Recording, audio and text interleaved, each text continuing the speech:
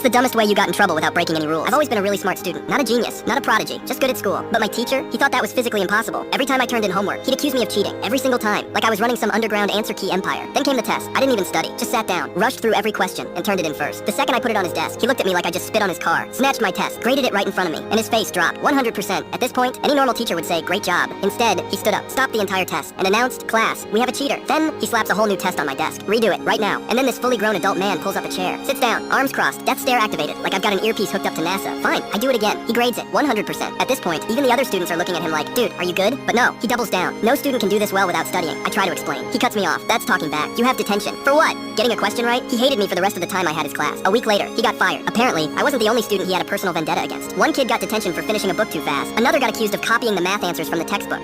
It was an open book test. And the final straw? He failed a kid's history paper because it had too many facts. The principal walked in, dropped a folder on his desk, and just went, yeah, you're done. I guess some people just aren't meant to be teachers.